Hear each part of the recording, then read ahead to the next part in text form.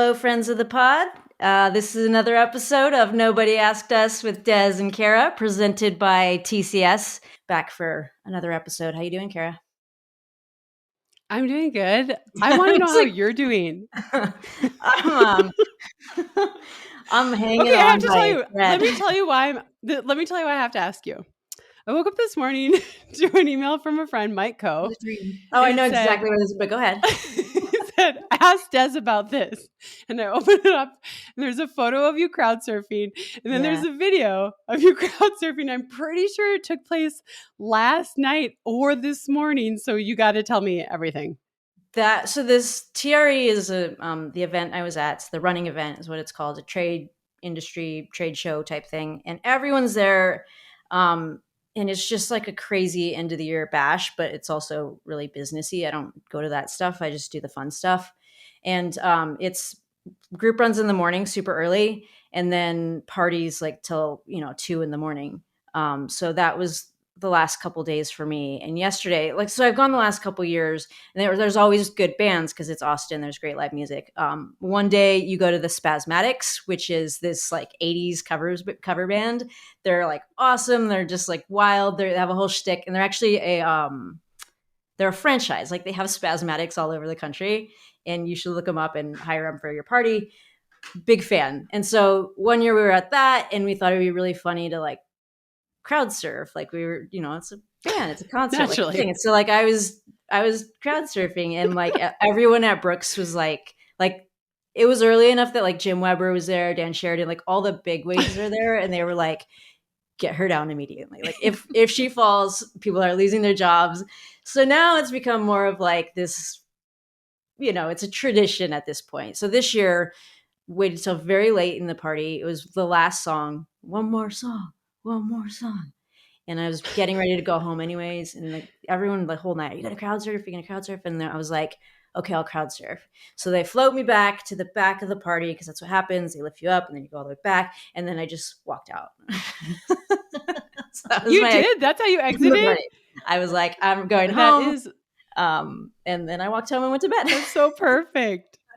Okay, well, that's how I woke up today from this email. And I was like, oh my God, is this from right now? Like, did this just happen? Yeah, it was a 12:30 a.m. departure. I was in bed by 1:30, and I was sitting on a flight. I boarded at 6:20. So let's go, team. Are you a plane? Oh my God, I'm dying for you. Are you a plane sleeper? Like, can you sleep on the plane? I did today, but not. I will fall asleep before it takes off. But then I'm a nervous flyer. This is Mary Kate. I'm sorry, what? By the way. Yeah, if you're watching and you're wondering why there's someone just sitting there, do you want to explain who Mary Kate is aside from your very good friend? What else? How do you know Mary Kate? This ties in because she's seen me be a nervous flyer, and if she wants to give the story, she can. But this is Mary Kate, works with the Boston Marathon, worked at John Hancock prior, recruits the elite athlete field, and does so much more than that. Just super knowledgeable about the sport and awesome human. So it's always fun to spend time with MK and chat and get the inside information, which will probably happen after this podcast. And we'll have stuff that we can leak later slowly, and we'll be like, oh yeah, I already knew that. But yeah, MK, welcome to the show. Thank you for being a guest here. We're bringing you in finally. So thanks for inviting me. Feel free to participate now. You and Kara are the best. Best. Thank you. Well, Mary Kate, now we need to know, you've apparently experienced the Des Linden nervous flyer. So yeah, tell us the story. Well, we were in Kenya. So I was in Kenya visiting a few athletes at Lorna Kiplagat's camp in Iten, which is a beautiful country. It's just red rolling hills, green, blue sky. It's the most beautiful colors and beautiful people. And we decided that we were going to take a little side trip with Natalie, Des' sister. And so we went with a few folks down towards the border of Tanzania and did a little safari. But in order to get back to make our connection back to America, we had to take a little puddle jumper. We have many plane stories from that trip. Actually, the first plane we almost missed because we were so busy talking to each other. the plane was getting ready to take off on the tarmac in Nairobi, and we had to be carted out. They put us in a car, drove through the like runways, like active run. They're like, "Oh, we'll get you to the flight." Like it was like getting ready to take off. I'm like, we got you. Like just burp, burp, burp, like kind of like the trip to the start line in New York, except it's a shorter drive. Then they let us. They opened it up and they let us on, and they're like, "These freaking clowns, Americans." That's why this flight is delayed. I'm looking out the window, just looking at the countryside, taking it all in. Des is white knuckled, doesn't move an inch. I had never seen anybody so afraid to fly in my life, but she made it. But that was a prop plane. It was, but it was awesome. It was fine.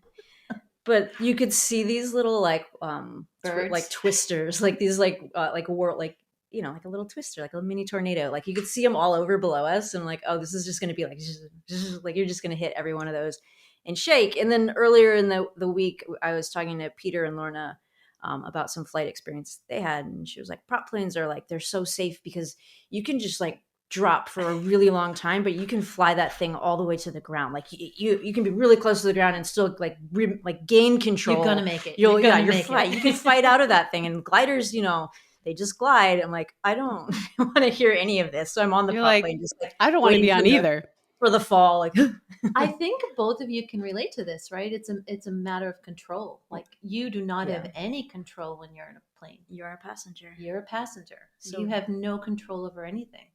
I think in your lives you have so much control over so many we have control issues. That's true. That's true. We have major control issues. That is true. But Des, is it just the prop plane or is it every plane that you get nervous on? That would suck, huh? Because she's on a plane every week. Yeah, I just don't all really the time. Yeah, like turbulent. I don't like the takeoff and I don't like the landing because I think you can see the point of impact. And then I don't like turbulence. Mm. Like it was a little turbulent today. And there's like these, I've seen these like meditation apps that help nervous flyers. And it's like, picture yourself in a bowl of jelly. Like you are in the jelly. I've like, seen that because I get nervous too. And I'm like on the flight, like I'm in the jelly. I'm in the jelly. And they're shaking around. You know what's going through my brain? What? My brain is like, this would be so cool if we like drop into the Atlantic right outside of Logan. I know I will survive, but I will help many people first, but I can swim and I love the cold water. You're like strategizing, right? I'm already strategizing for the escape. I want to be on a plane with you. It's going to crash over there because you can help me because I am not a good swimmer and especially not in cold water. Yeah, that's a bad combo. There you go. I watched a YouTube video the other day of a man. He took off his pants. He's like, if you fall into a pool, you take off your shoes first, and you take off your pants, and then you can use your pants to make a life jacket. You can. Like, wow, that's wild. Yeah. And I thought that was fascinating. So I was in the pool the other day, and my running shorts filled up with air, and I was like, oh, I see how this would work. But I did not take them off. I left them on, and I was like, but I got the visual. Increased buoyancy. This has been a fun intro. I think Des is tired. So what's new with you, Kara? Nothing that exciting. I got an MRI on my knee. I told you. So I can't run right now. Although I did try a run today on this. Have you ever seen this thing called? I can't run right now, but I did try to run today. Such a runner.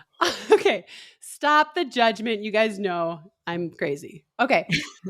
I don't know if it's called lever or lever. Have you seen this system? Yeah, like so someone came by and put it, like lifts you up. It's like Alter G-ish, but it's like a totally budget friendly way to take weight off. So I did try a run today and it was glorious. But then when I got off, my leg was like really hurting me again. So I think I need to just give it a little bit more time.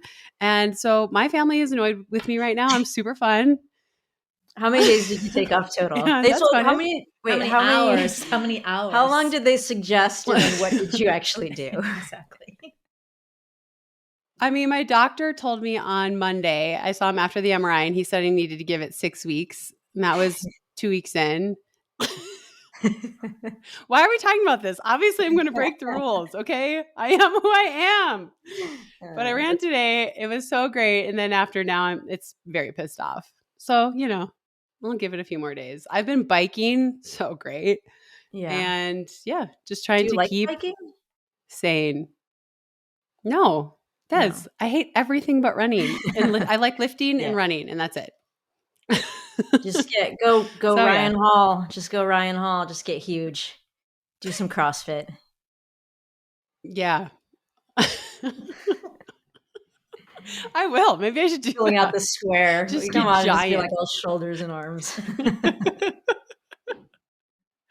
I did. I meet with a trainer twice a week, and I did tell him today, or I told him the other day, like, you need to push me harder. So today he had like a little actual like thing set up that I had to get through and then try to beat my time. And it was weirdly great. And he was like, you're such a marathoner, because most people like blow themselves out on the first circuit, but Yeah. I went got faster and faster each circuit. I can do 20 more. So anyway, that was actually kind of fun today.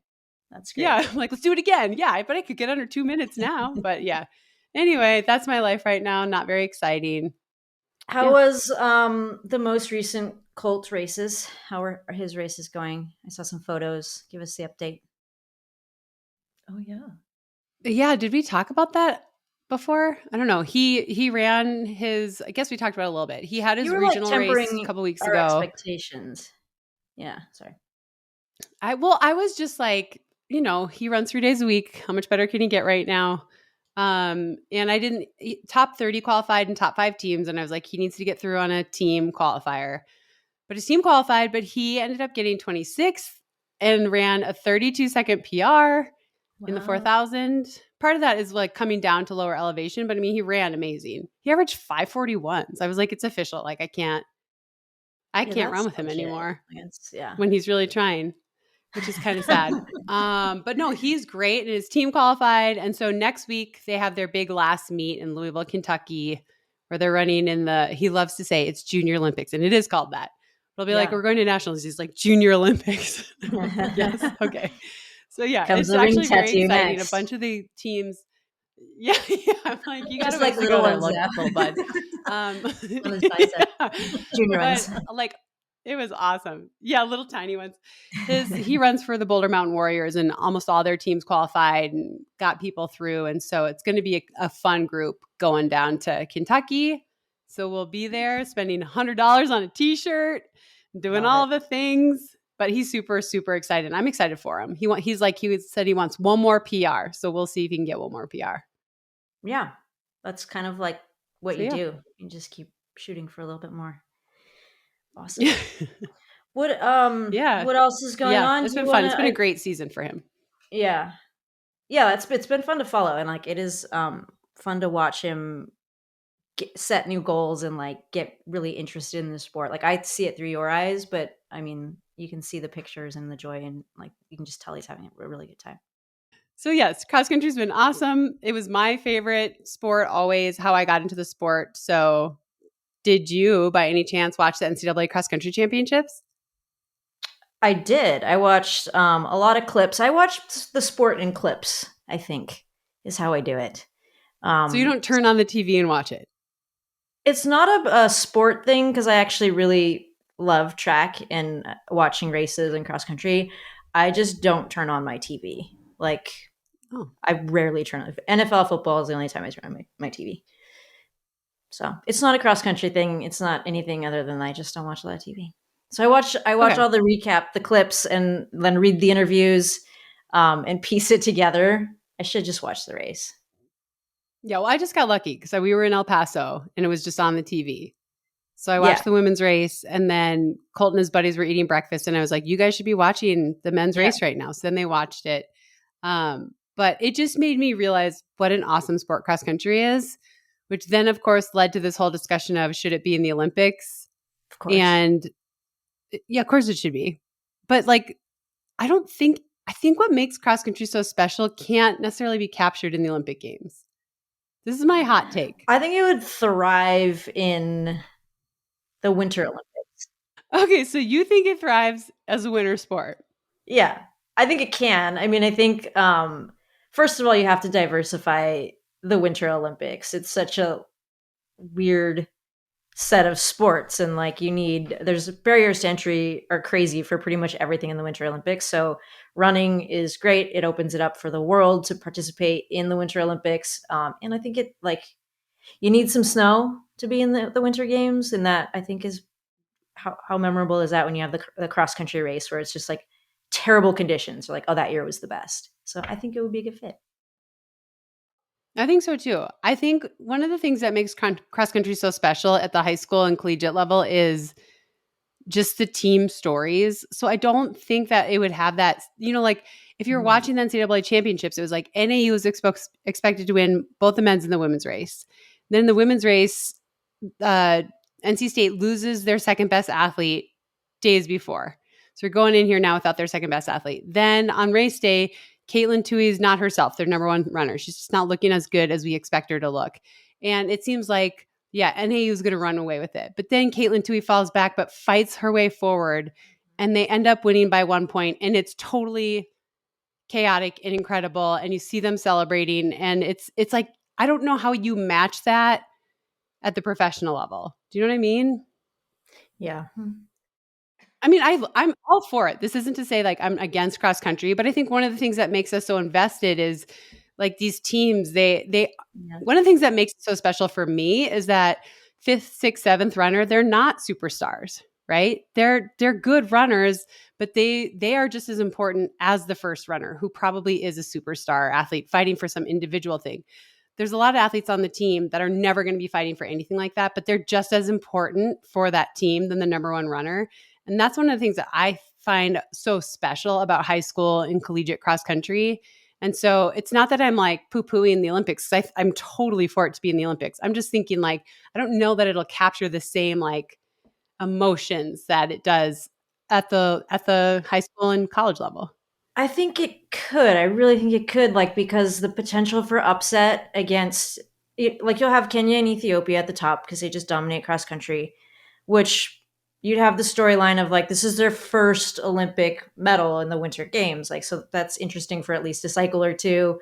And maybe I'm wrong. Maybe African nations have other ones, and I don't know the history of the Winter Olympics all that well, but that would be a cool story. And then obviously, like, there's the upset factor. Like, if the American team, wins gold, like how we would be getting behind that for sure. And not only running fans, but like winter sports fans would be like, oh my God, like the, US just upset Ethiopia for the gold medal. Like that would be an amazing, it's like Jesse Diggins in cross country skiing. That story was really cool. But yeah, I think when you look at World Cross, and you can weigh in here if you'd like. Yes. But I was just thinking about World Cross. I think part of it's gotten tough to watch it because they're so dominant, like Kenya, Ethiopia, and like the front runners. And you're right, the team story kind of falls flat when we see that every World Cross. But you guys can weigh in on it. What do you think? I think the venue is the compelling part, right? If you Yeah. think Scotland compared to sub-Sahara Africa, I mean, just the fact that you can change it up, change the conditions, change the terrain, it produces lots of different outcomes, which is compelling. Yeah. And I think it Yeah. allows the U.S. those strong runners, those strong cross-country runners, to participate in a world athletics event that they may not make something on the road, but they're going to make it in World Cross. So when I'm recruiting for the marathon, I always look to see who has cross country background, because Boston is such a tough course. The hills where they fall along the way, it's a tough course and you need to be mentally tough. And cross country really does that for you. Yeah. I mean, Yeah, I love that take. I also think like if you have that, cross country year round becomes more important, and like you get more people interested in watching world championships, or like the US championships become a higher priority. The better athletes start going to that. They start taking world opportunity slots so that they can prepare for the games. And it just raises the profile the rest of the time. Like, okay, this is more important. It's an Olympic sport now. You should be watching. And as you said, Kara, when you were talking about, that fifth, sixth, and seventh runner, it allows more people to participate. But when you get to say, as a sixth runner, that you participated and helped the team earn a team bronze, that's just amazing. That's wonderful. So you're spreading it not only through individual podium finishes and top finishes, but then you have that team aspect, which is wonderful Yeah, from the I youth agree. and I up. love Yeah. cross country. Are we swaying you? Are I you think it could be thinking like great. maybe you're going to join our team now? I'll be on your team. I think I could run cross country still, maybe just because of the terrain. But I think, Well, yeah, I like it as a winter sport too. Someone on Twitter was telling me, do away with the 10K, put it at the start of the track meet. And I'm like, no, it should be its own sport. Because not every, first of all, I hate when we talk about doing away with 10K, but that's a whole nother podcast for us. Right. I hate that. It's such a special event and it's not respected enough, I don't think.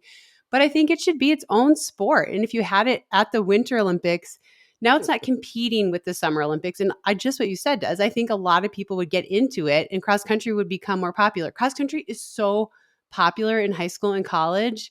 And then it's like, and all that fun, all that stuff you loved and you trained for and you dreamed about, it's just kind of done now. And I think that would be a way to bring it back and make it more important year round. It would be really cool. What about both Olympics, summer and winter? It would become now you're the just most getting crazy. exciting, the most exciting part of our sport, and then the track would be forgotten. All right, yes, track would I'm be just saying, dead. like hot ones, cold ones, high noons, midnights. Well, when you think about it, the only event in the Olympics that's not on the track in athletics is the marathon. Yeah.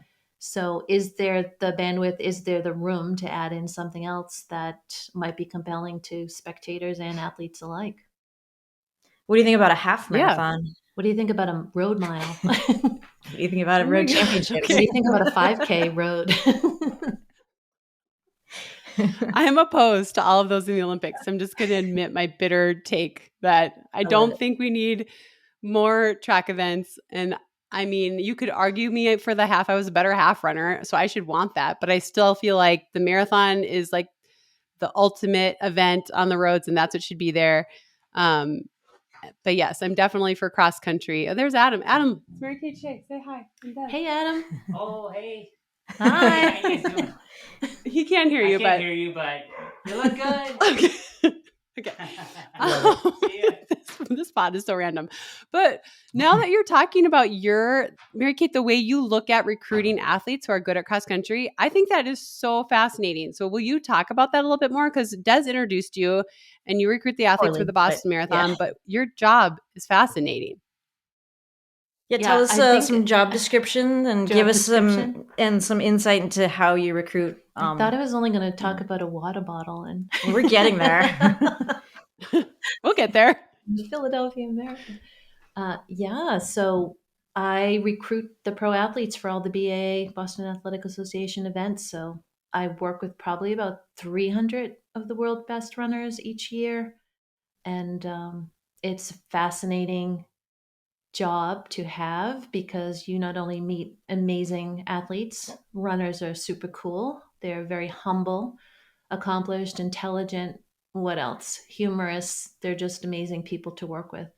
So, Kara, I've recruited you back in the day, and Des continuing back in the day, and present day. So it's just a matter of putting together a field that you're going to be proud of, not only for the athletes who are in the field and how they compete against each other, how they motivate each other to put on a compelling race, but also for the spectators and the media and everybody involved in the sport. You want an exciting race, and you don't just want quality. You don't just want to cherry pick those top athletes, but you want a depth of field that will be exciting. For example, in Boston, maybe only once or twice was the fastest person on paper the champion. So we've had people 10, 11, 12, 15, 17 win the race.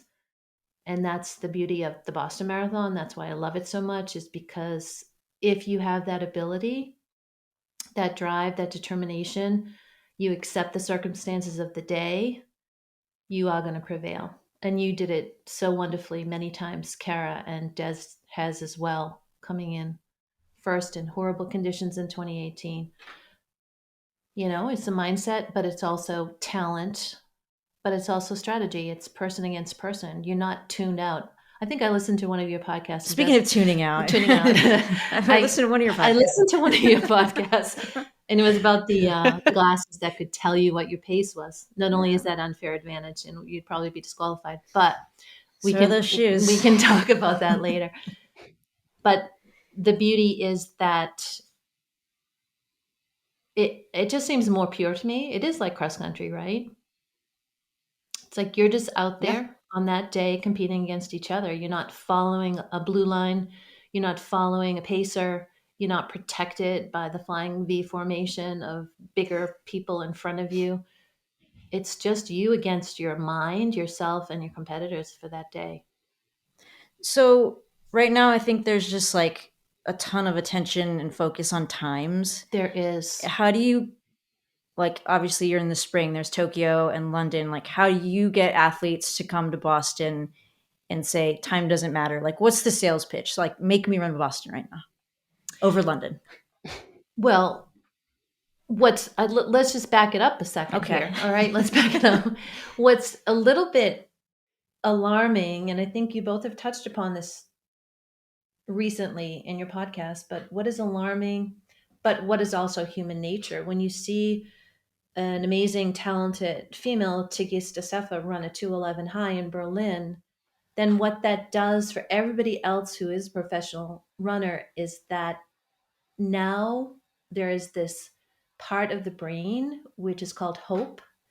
And it's if she can run a 2:11 high, and I'm right now at 2:15, 16, 17, 18, 22, I can run the same thing.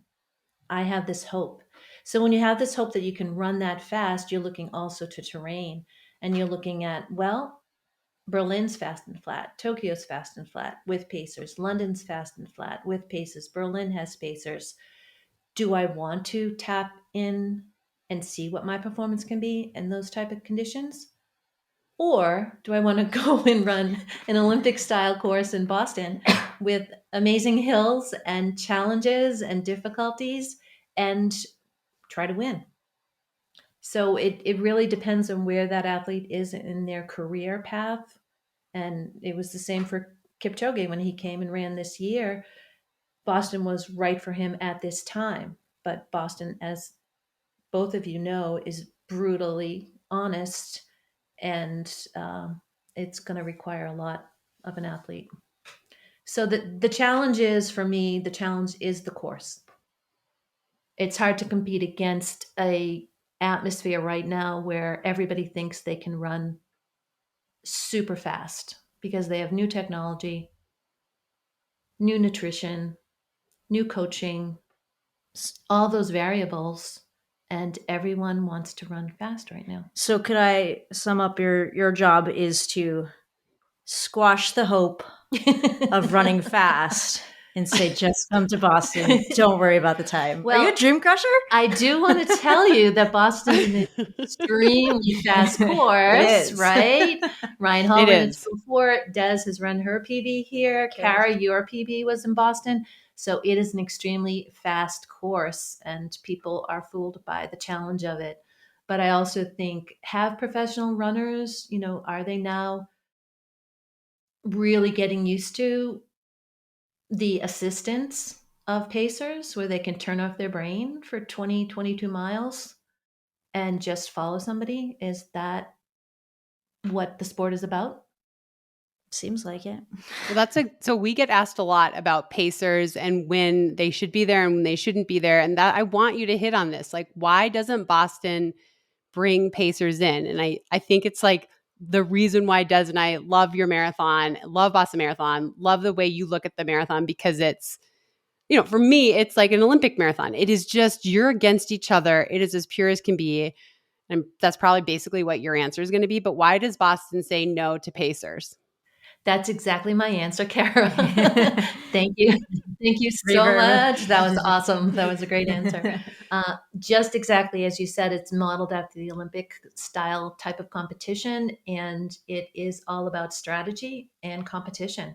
That's at the purest level. Is the course modeled after the original Olympics, like the profile? Is there any? Yeah, well, that's part of the point-to-point nature of it, right? Okay. And the reason why there only can be a world best and not a world record at Boston is because, maybe 50 years ago, a few people got together in a room and decided that this was going to be the rule, that it couldn't be, point to point. It had to be, the start and finish had to be within a certain distance of each other, and there couldn't be a net downhill. So for those reasons, despite the race being 127 years old, There is no legacy there. There should be.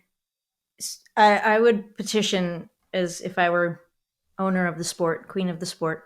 You are. I would say, and then nobody asked me, but I'm going to say it anyways. I would make Boston the marathon world record, and everyone else can have the 42 kilometer record with all the stipulations. And if you match the World Athletics 50-year-old plan thing shift, then or that's as I had pointed out to me by a certifier, it's 42 point like whatever, like 1,29876. It's like pi. Yeah, 42 point pi K world record is every other course in Boston, and the Olympic Games can have the world marathon record.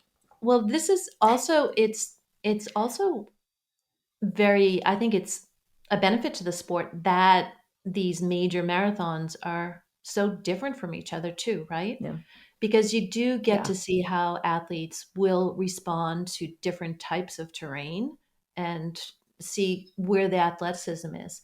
Is Kelvin Kiptum gonna ever come to Boston? I don't know. Is he gonna stay in Rotterdam and London and Tokyo? I don't know. Wouldn't it be cool, just like Kipchoge gave it a shot? Wouldn't it be cool if we did see them run at different types of courses? Paris is going to be really hard. Paris is similar to Boston in many ways with the rolling hills. Weather conditions. Just Weather know what the This weather's was my hot be. take. Go ahead. Yeah, this was my hot take during Boston this year because everyone says that Kipchoge is the greatest to ever live. And I was like, well, he's the greatest flat marathoner without a question. But what could he do? He faltered in Boston. He's never been to New York. I was like, we're going to talk about people that have like conquered multiple things, I think Paula Radcliffe needs to enter the conversation. Like, no, she never ran Boston, but she won in New York multiple times. She won in London. Like, she was able to win no matter what the course was like. So this is a hot take I had.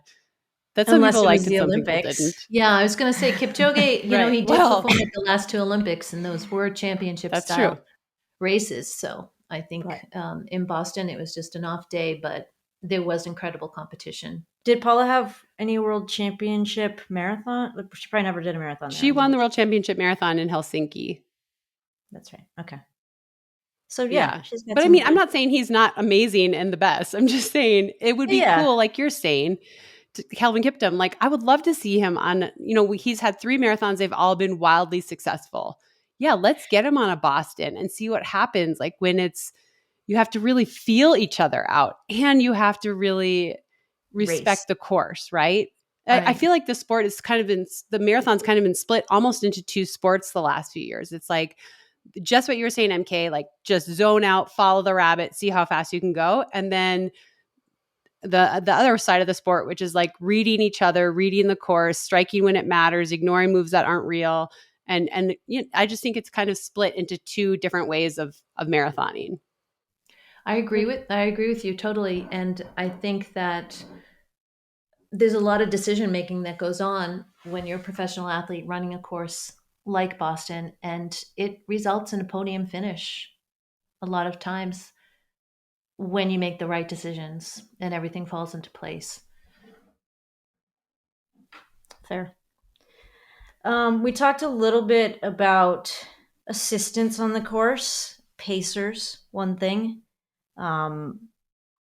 What you want to break that? We'll talk about the news that happened with the DQ. What was the young man's name? We were just looking at this. Ethan Herman. Water bottle. Ethan Herman. Not from the official station, but by his coach.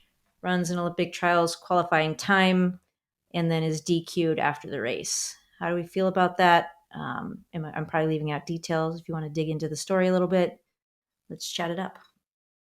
What is your thought? Well, I'm interested from MK's perspective for sure. But for me, it felt sad that happened. But also, if you're qualifying for an Olympic trials where those are the rules and those are the regulations to get there, then those are the rules. Like, I'm sure, I don't know why the rule is there. Maybe MK can tell us better. I'm assuming it's like not interfering with the course, making sure the athlete is safe and isn't handed something they're not supposed to be handed. I don't know, but I'm sure there is a reason for this rule.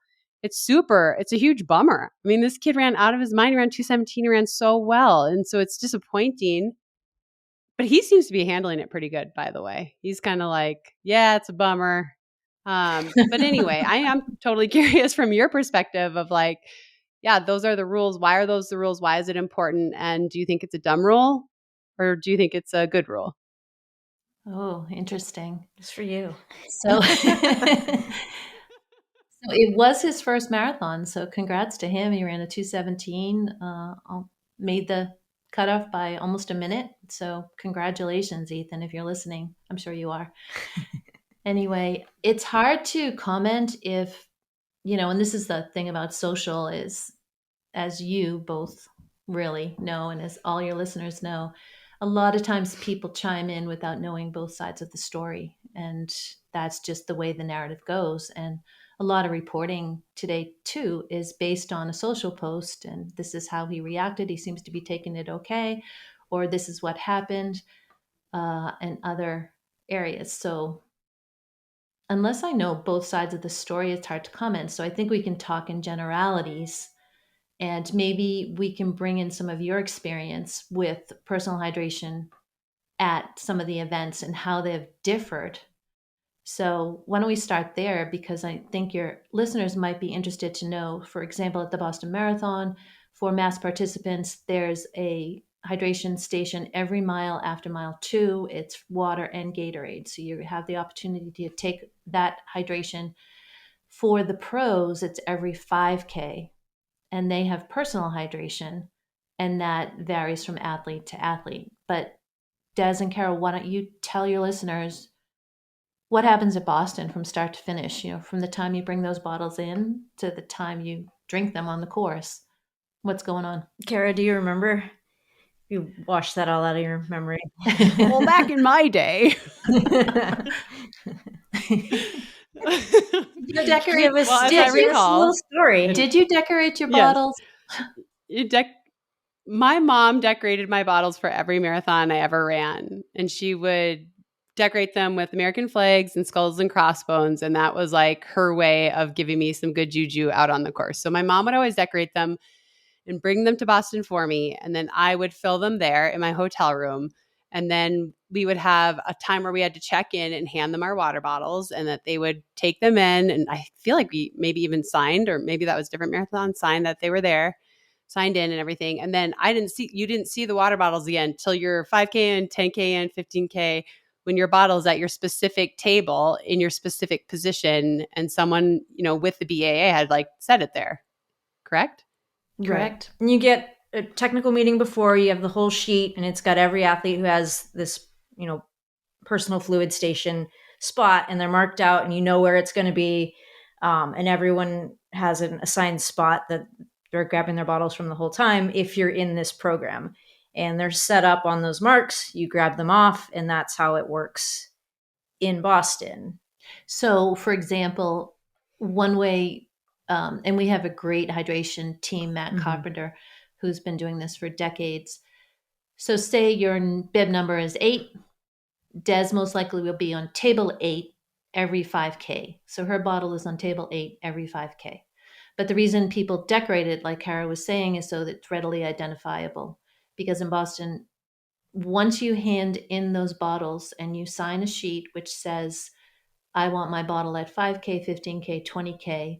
You're signing where your bottles should be placed. And then the provenance of the bottles with the hydration is secure, because then those bottles go into a locked facility or a refrigerated truck. They're brought right out to the course. On the course, the tables are set up. There's a group of volunteers, but we also have 2 USATF, MTFOA race officials at every table. And what they're looking for at every table is any type of infraction, which would mean, do you want me to go through this, or do you want to talk about other marathons? No, go do it. Right. Yeah. So it would mean, for the race officials, this might be a common occurrence. And you saw this at the Tokyo Olympics, actually, with the French athlete who cleared off the entire table of water bottles because he crashed into the table. He was not disqualified, by the way.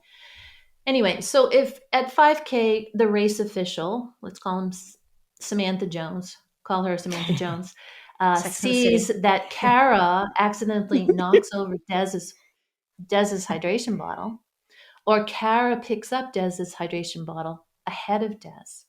He's going to make a note, and through text, he's going to send that down the line to the 10K.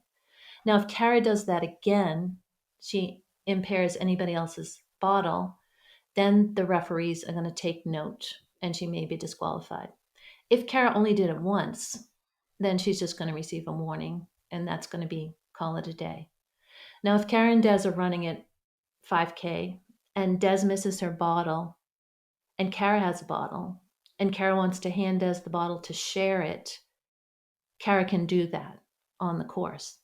But if Kara does that at 10K, 15K, and 20K, Kara will be disqualified for assisting, because now it's almost like she is the, what would you call it, the coffee grabber for Des. And Des is just getting to fly through without even having to look at a table, never mind picking up her hydration. So there are certain ways to do it. The first infraction would be a warning, but if it is consistent and repetitive, then it would be a disqualification. Nobody wants to disqualify athletes from a race. I think that's a really important thing to bring up. No one's going like, "Oh, we gotcha.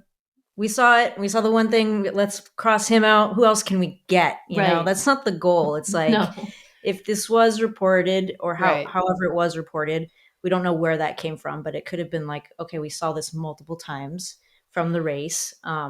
It seems like that's very, very likely. We don't know for sure. But Right. And in this case, you're wondering, for me, as someone who recruits pro athletes, I don't want anything they're eating or drinking touched by anybody else at any time.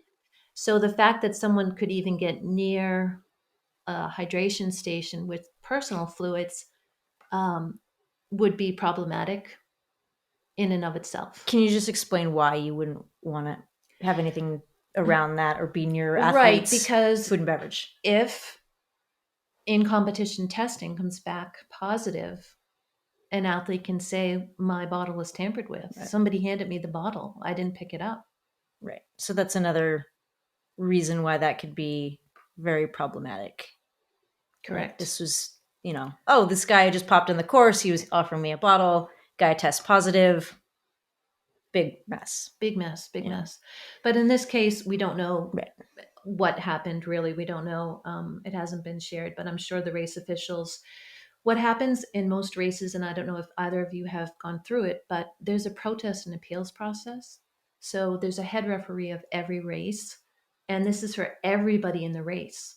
And any athlete in the race can file a protest.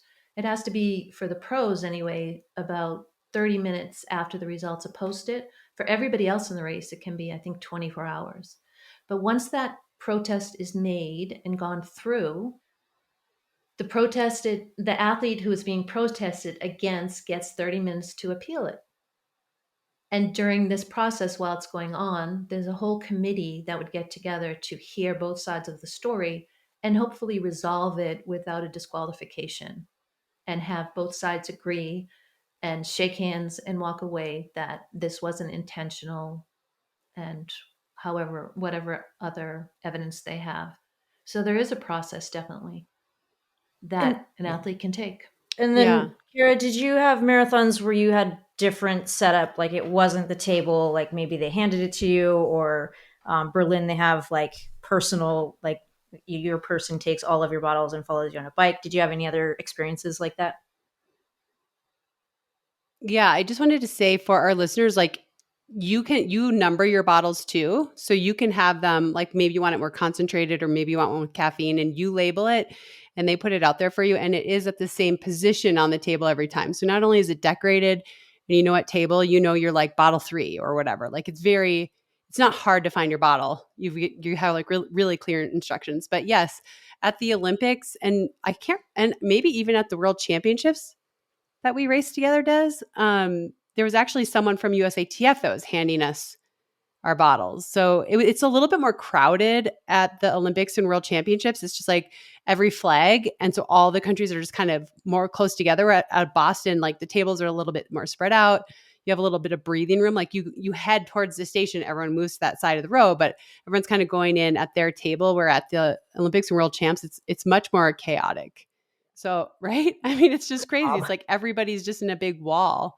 Yeah. And so, And yeah, at those races, someone could hand it to you, but it had to be someone from They're an USATF. official, yeah. And what the difference is, and what people, just seen a few comments, but there's a person, Herr Klaus, in Berlin, and he is the head of the hydration program in Berlin, and he has taken it upon himself to be the personal, what in biking, what is it called when they bring you your food? Domestique. Domestique, for Kipchoge. But every pro is getting the same service, every pro. So there's no unfair advantage because every pro is getting handed the bottle. That's the system. Like That is the system. they go to the right. tech meeting, they say this is how it's going to work. This is where your person is. This, it's all known ahead of time. So there's no questions or shouldn't be any questions on the course. Correct. And in this case, if the coach did hand this athlete a bottle at what, the 22nd mile or something? It was pretty late in the race. Is the athlete going to have the mental capacity to say, "Oh no, coach, I can't take my personal hydration bottle from you. Could you please place it back on the table? I will go back and run and get the personal hydration bottle." And you're not going to think. You're just going to, "Oh, it's my coach. I'm going to take the bottle." And obviously, he's from a Philadelphia running club. They probably know that course inside and out. People at the hydration stations probably know him. Right. There was probably a lot of factors. They probably weren't taking it as seriously as they should have.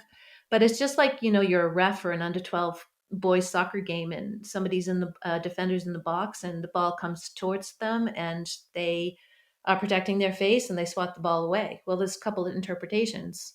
You can either give the kid a red card and kick him out of the game, and there's a penalty kick, or you say that was unintentional, even if it is in the box. Right. So is this a warning or a disqualification? We don't really know the whole story, so it's hard to comment. But for all your listeners out there, when you are receiving hydration, you are every mile, you're going to be handed the hydration by a volunteer, or you can pick it up yourself on a table. Like, you have choices of how you want to receive that hydration, and you're never going to get in trouble. I have experience with this. In my first marathon, You did not get. I did well, not let's get. just say we're sorry about that. No. This was a good experience. It was like I got to go every mile if I wanted to, and you learn to pinch the cup. Yeah. You create the figure 8, and then you sip from it, and then most of it goes down your shirt. So that's why they have them every mile. But yeah, no, it's like it's an interesting experience where you're like. And do you walk through it or do you jog through it? I jogged through it. Yeah, it's very interesting. And the Atlanta Olympic Trials, that was the 700 athletes received personal hydration, the most of any marathon. In Boston, we do about 120. So 700 is remarkable.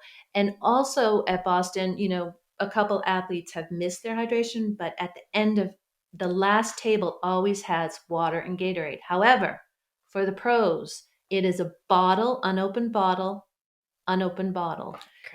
And you have to open it yourself because of the doping issue. So you have to take that bottle yourself and open it yourself. And Kara, in LA, they had cooling stations, correct? Yeah. The soapy sponges. I'm laughing. There were T-shirts. Do you remember? By the time the course kept going on and on, there were T-shirts, like ripped up T-shirts that were supposed to be sold at the expo. So that was awesome. But wait, MK, because I'm curious, I'm sure some listeners will be, how come Berlin has this fancy water bottle system where you have someone on a bike self give it to you?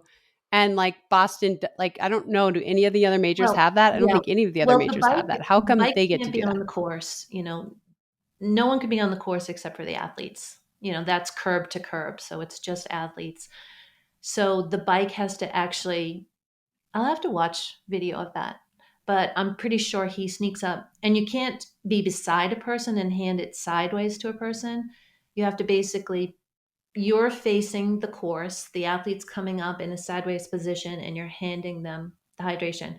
Berlin's the only major to offer that service, and I don't know why they do that. It's nice. I think it would be incredibly nerve-wracking. I would rather have an athlete mess up than a volunteer mess up.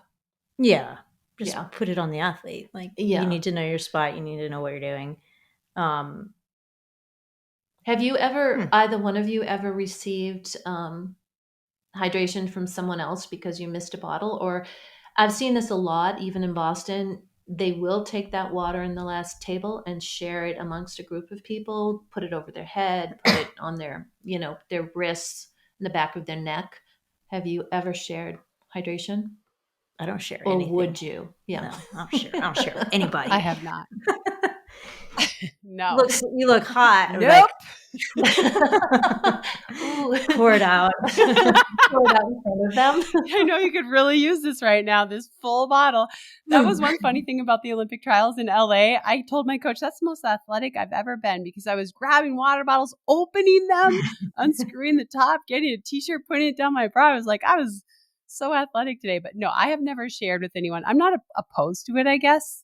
I mean, I think at the Olympics in London, Shalane and I were taking turns going over to get the bottles because it was so crowded. So like I went first, then she went. Like we like agreed on who would go over first, that we weren't tripping on each other. That's the nicest thing I've probably done in a race. I gave you guys space too. I was like, hey, you know what? I'm going to step back on this one. You guys get in there. I don't want to crowd it up. You weren't in the club, Des? No. You were in the club? It's like, I'm just going to stop right here so that's not chaotic at the water station.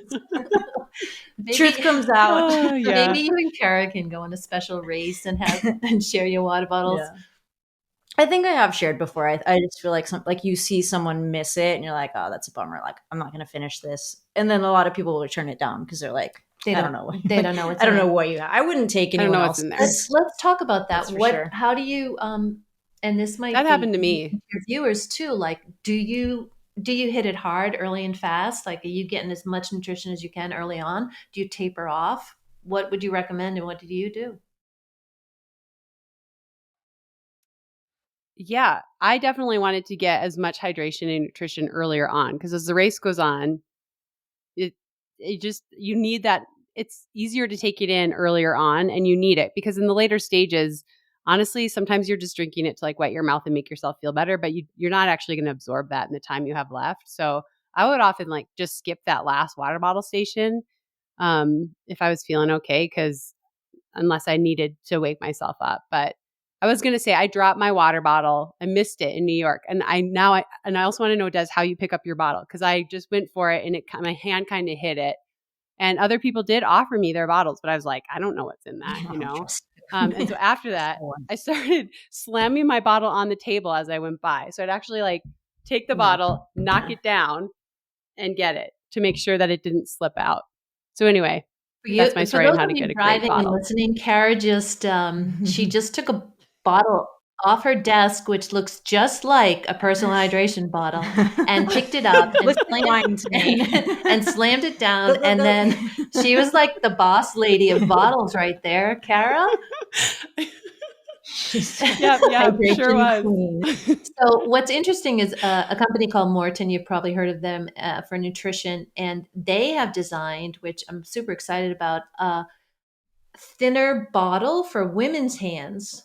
So it's not that big bulky bottle that's standard for most races, and it's a smaller, and it fits beautifully in a woman's hand. So I thought that was progress. I feel like, Des, I feel like you always had a little bottle. Didn't you? Did you always have a little one? I do. I pick out bottles that are exactly 10 ounces because for a long time I was skimping on fluids because I was just like, it wasn't sitting in my stomach right. So I got a bottle that I could carry for as long as I needed to carry it. And I knew exactly how much I needed to drink. So those are like little 10-ounce ones. And then a hack, hopefully there's not too many pros listening to this, but everyone does decorate their bottle. So I just don't decorate my bottle. Like I'm the one that's plain. I can and then I don't have to go get tape or like markers. So that's great. And then those bottles are like a very specific size. So that's a very easy thing to do. But they are like kind of wide and like squat. So like grabbing them, I miss them a lot. The year I won Boston, it was like your hands were just so cold that it was hard to grab them anyways. Yeah. And then they were just like bouncing off and like flying. I'm like, well, just quit early. Did you ever have a gel taped to yours? No, actually, what Like I I would do. tape, Go ahead.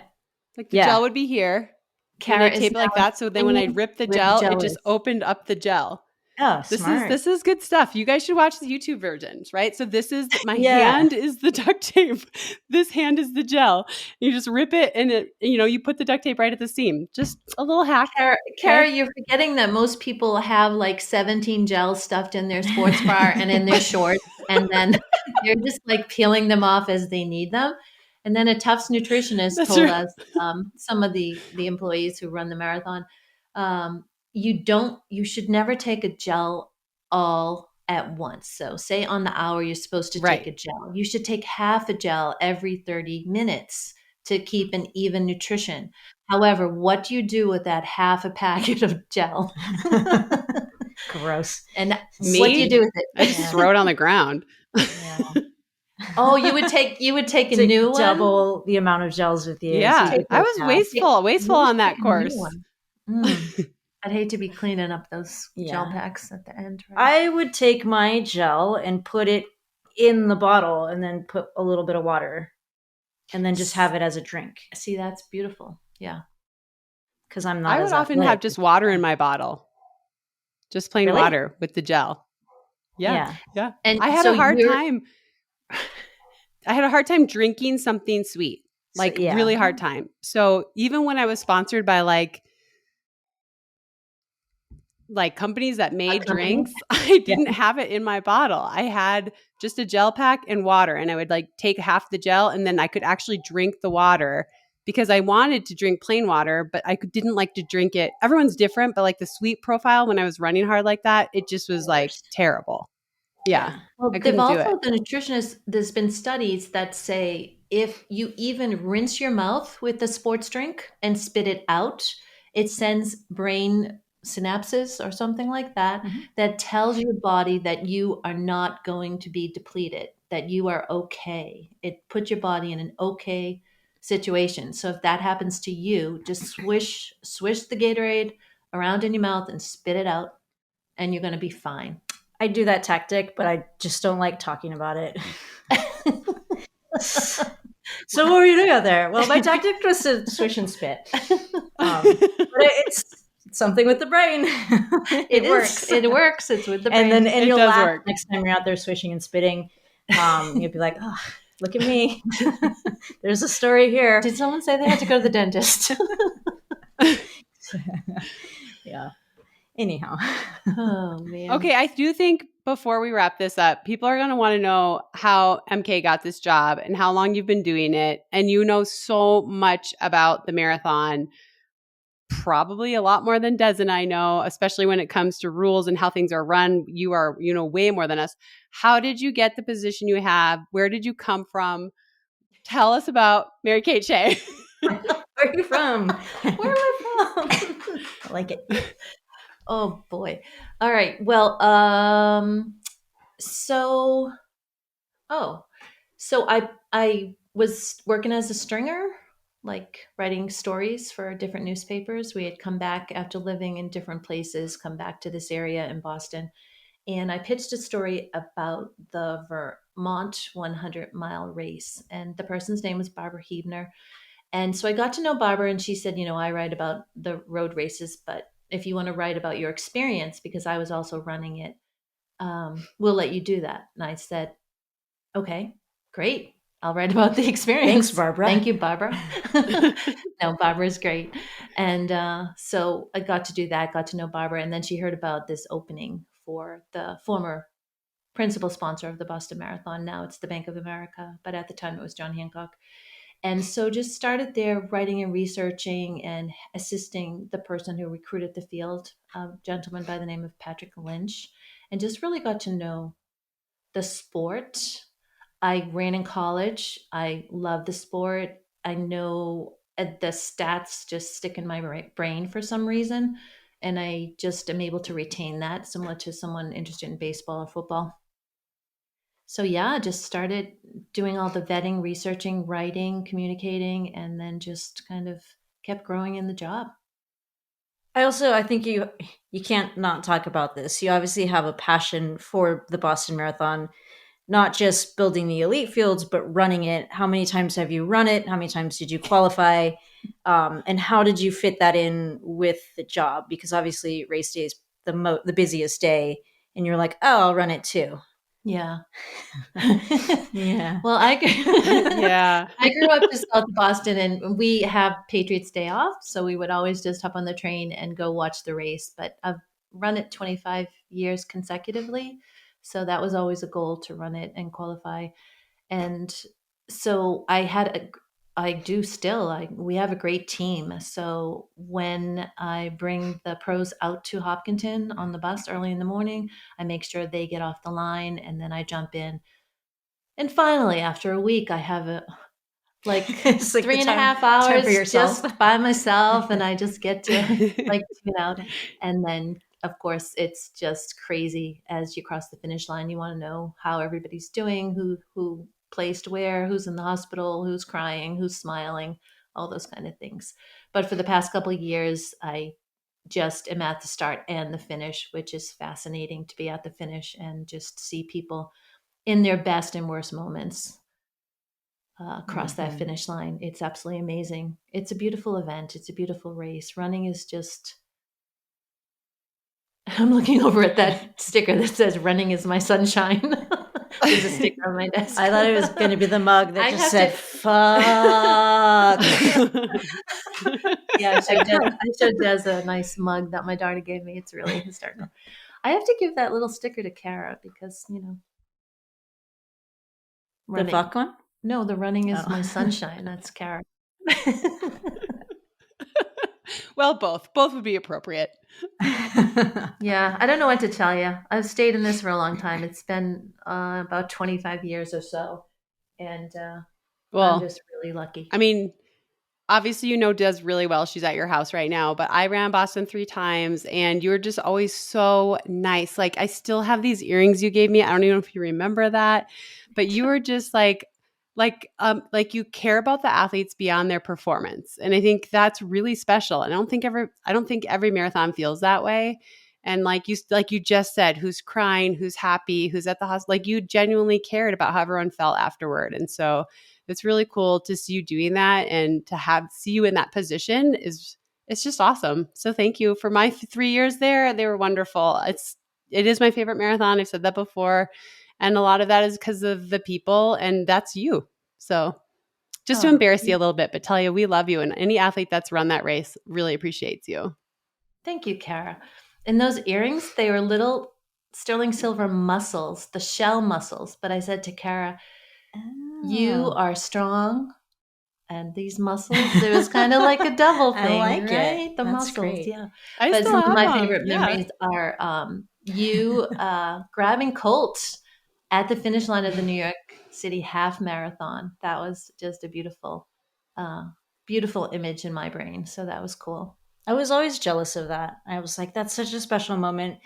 I want to see if there will be Should I hold Boston No, up? no, no. I was literally like, that's so cool. It's so special. I was like, I wonder if I can work with like a local shelter and like hold up a puppy, and then they could put the puppy's like number, like, hey, go someone adopt this dog. It's like, I want something I'm pretty sure adorable that's to hold happening. up. Kara, could That's you happening. please Let's get hold Des a puppy. Des's dog Boston and come to Boston next year and hold the Yes. dog at the finish line and then hand Yes. off the dog to. It would be a great moment. It would Yeah. live in my memory forever. Walk us into the cup. I think we should make that happen. Let's just make that puppy happen. I'm adoptions. gonna hand Des her dog. You should. You'd bite That would me. be epic. Amazing. They don't love me. Okay, so we have to do top 5, I think. Oh God. Okay. We got to do it. You always, from listening, you always go into this with trepidation, but you come up with the best top 5 ever. Have confidence, ladies. You can Well, do you're this. participating, You so got this. you need at least 3. Yeah. Guess what? You're in on it today. Wait, I gotta look up a few things. Yeah, exactly. That's what it feels like. You guys start with one while I'm thinking.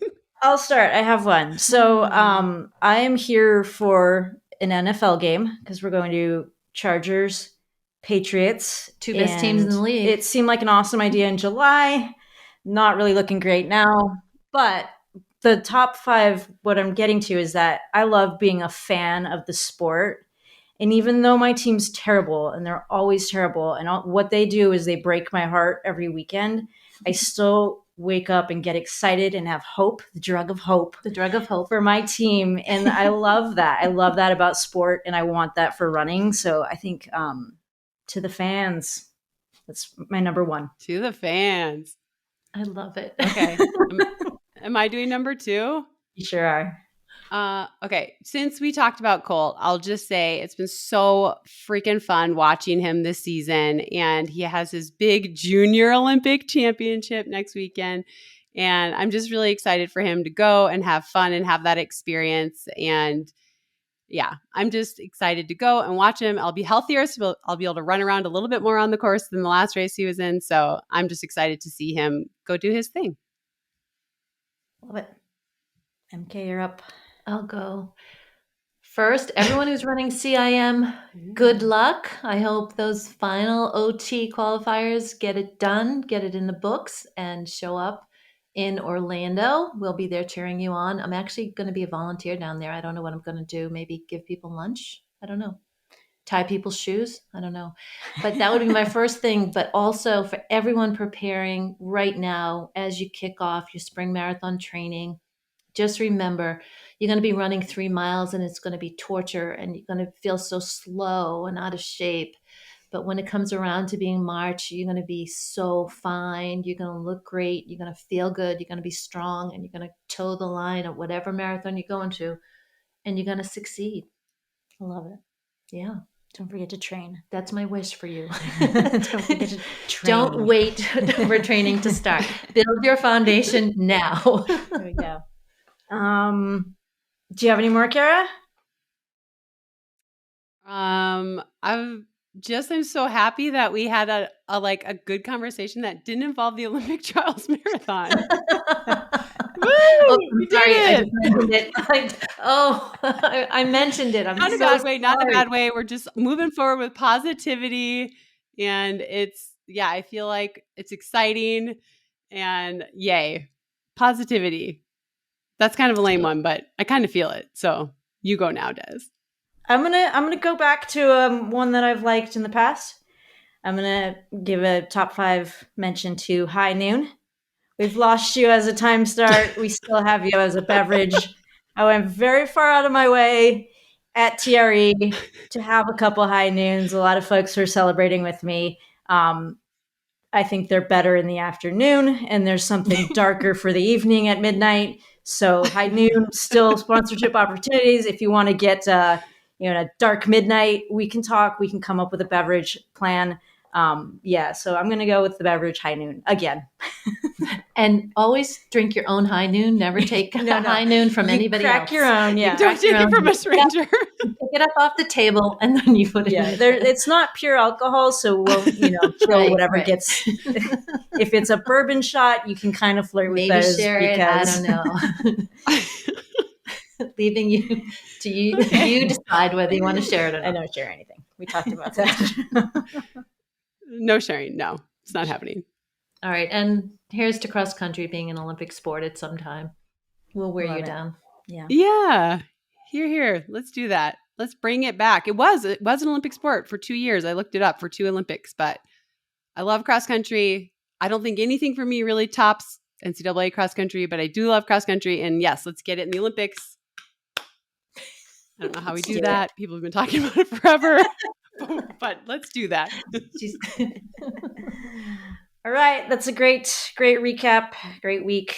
I can't wait to do this again after some sleep.